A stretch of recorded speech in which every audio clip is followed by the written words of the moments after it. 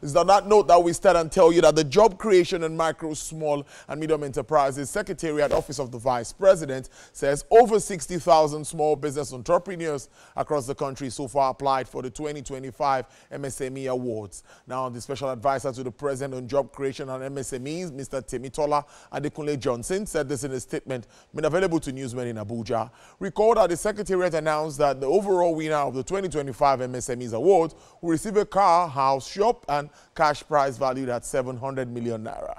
Presidential aide noted that the applications so far received for the competition had come from businesses operating in virtually every part of the country.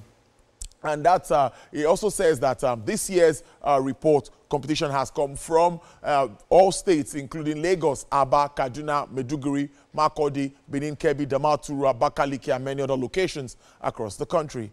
The statement also reads that the huge interest shown by small enterprises across the country reflects the integrity and significance of the awards in galvanizing support and growth in the MSME space in the country. The Special Advisor said the incentives earmarked for the 2025 awardees underscores the federal government's and private sector's commitment to transforming the MSME space in the country.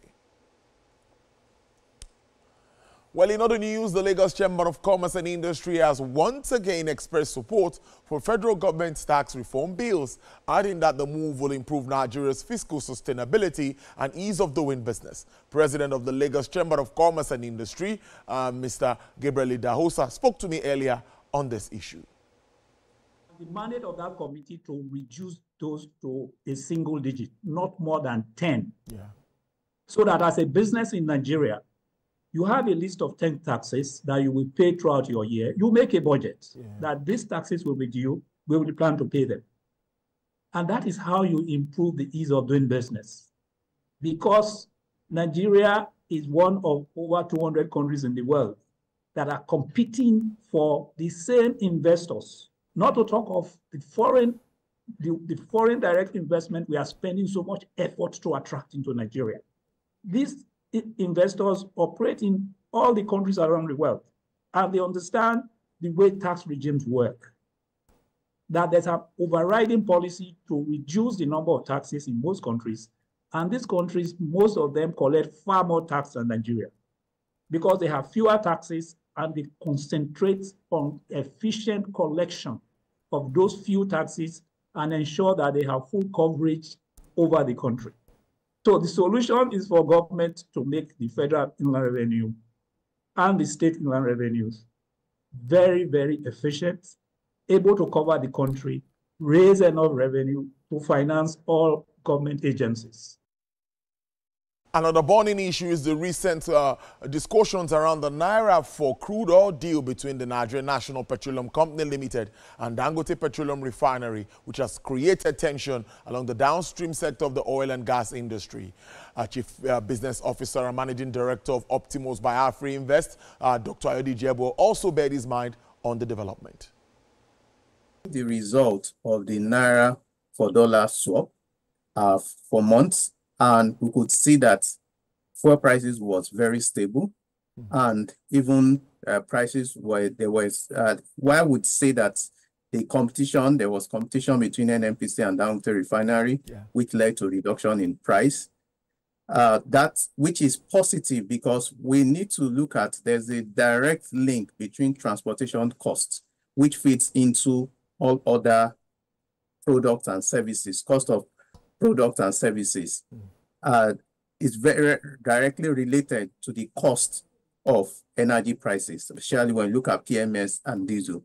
So with this current saga, with the suspense around the renewal of the deal, what would happen now, what would typically happen is that the demand for FX, so when you look at, is an average of 30 to 40%, depending on the data you are using, of the FX demand for the importation of fuel.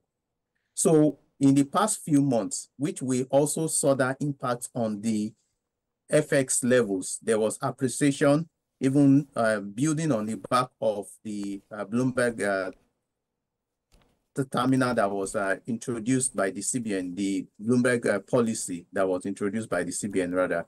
So what we'll see now is that the dealers will need to demand, they will need to demand for FX, which would also cause pressure. We already saw the rates also at the FX market.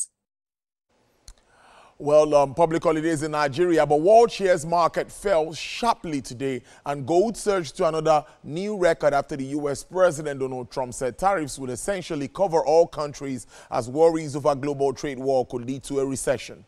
Europe's stock 600 fell 1% to its lowest level in almost 8 weeks. Major indexes in Frankfurt, London, and Paris fell below between 0.8 and 1%.